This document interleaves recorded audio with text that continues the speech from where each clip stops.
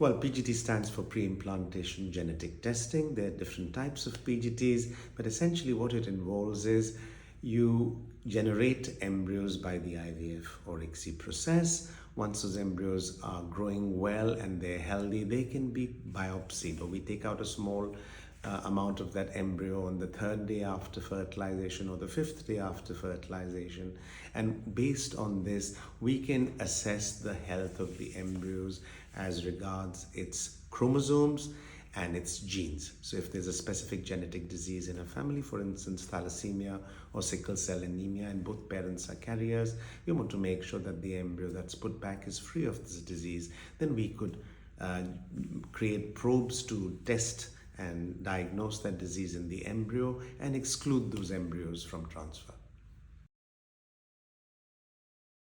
So two major classes of PGT. One is to make sure that the chromosomes are normal, and the second is to make sure that a genetic disease that is present in the family is excluded from the embryo.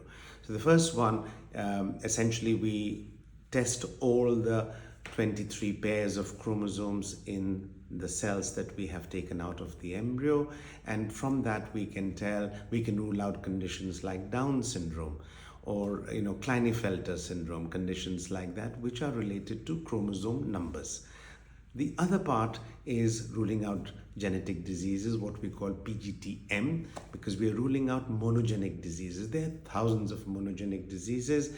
The commonest type that we come across are things like thalassemia, sickle cell anemia, cystic fibrosis, but there are thousands and thousands. And now we are able to actually identify the abnormal gene and to search for it in the embryo.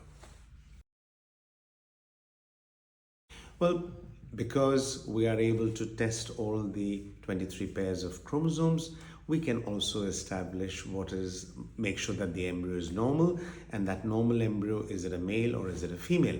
In this, in the UAE, the law allows us to do family balancing if a couple already has children of a particular gender, but they are desirous of having a child of the opposite gender, then that is permitted by the law.